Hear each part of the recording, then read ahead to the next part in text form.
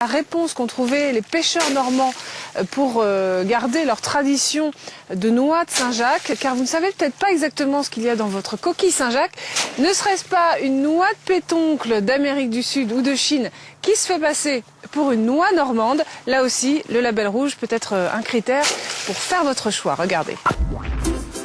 Dans cette poissonnerie de Bayeux, on s'en réjouit d'avance. La saison de la coquille Saint-Jacques de baie de Seine vient d'ouvrir. Mais attention, contrairement à ce que vous pensez, il n'y a pas qu'une variété de coquilles, mais plusieurs. Pétoncle, argopectène ou pectène maximus, difficile de s'y retrouver. Et pour notre poissonnière, pas question de mélanger. Il faut absolument que le consommateur prenne le temps de lire un petit peu les étiquettes des produits. Et voilà, et regarde bien l'origine, parce que maintenant noix de Saint-Jacques, ça ne vaut plus rien dire. Parce que ça peut être de la noix de Saint-Jacques de pays d'Amérique du Sud et autres, ça peut être de la pétoncle, pareil, là ça vient d'Amérique du Sud. Et puis maintenant on trouve aussi, alors nouveauté, carrément appelés en surgelé coquille Saint-Jacques. Donc là, un produit certainement qu'on appelle coquille Saint-Jacques parce que les noix ont été cuisinées et remises dans une coquille. Donc, ce qui fait que pour le consommateur, c'est un petit peu difficile de s'y retrouver.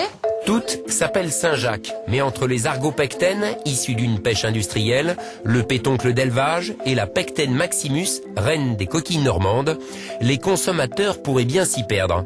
Car si le nom est le même, le prix varie de 1 à 5 et la qualité, évidemment, s'en ressent. Du coup, pour se différencier, la coquille Saint-Jacques normande a décidé de contre-attaquer en se faisant labelliser. Nous sommes à Port-en-Bessin, en Normandie. Ce soir, c'est la première débarque de coquilles labellisables de la saison. Une vraie fierté pour Dimitri, le patron du Sauvage, un coquillard de 13 mètres de long.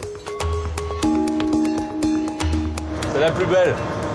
On ramène la plus belle coquille Saint-Jacques du monde. Voilà. Sur le marché, tout s'appelle Saint-Jacques. Donc en mettant un label sur nos coquilles, on peut mieux les identifier, quoi. On peut mettre en avant ce qu'on a de plus beau, c'est-à-dire non seulement nos coquilles sont belles, mais on les trie pour avoir le summum, quoi. Des coquilles soient bien intègres, bien coraillées, bien propres, nettoyées une par une, bien rangées à plat dans les bacs, pour faire de la coquille qui soit top au niveau qualité, quoi.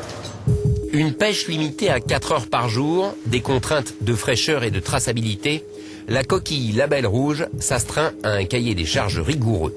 C'est Dominique qui effectue les contrôles. Première vérification, la taille.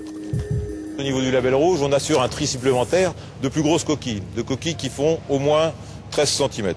Là, on a par exemple une coquille qui est quand même de belle taille et qui nous fait pratiquement 14 cm.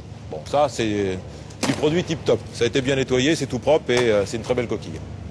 Mais la taille ne suffit pas. La coquille doit aussi être coraillée et ce soir, c'est le problème. Ah non, il n'y a pas de corail.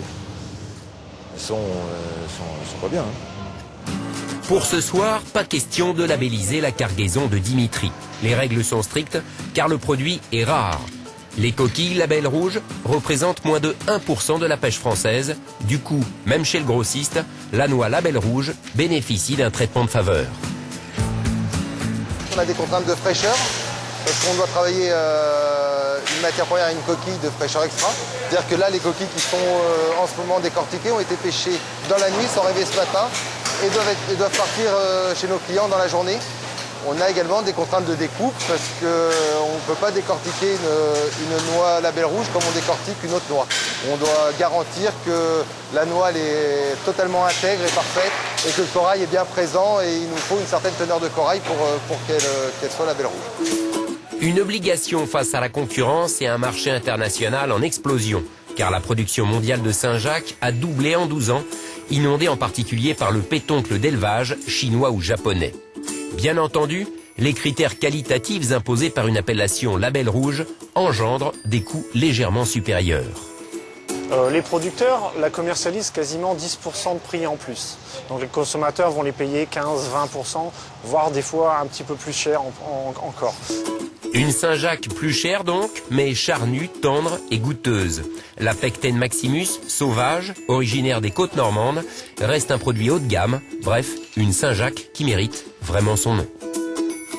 La Pecten Maximus, sauvage, originaire des côtes normandes, reste un produit haut de gamme, bref, une Saint-Jacques qui mérite vraiment son nom.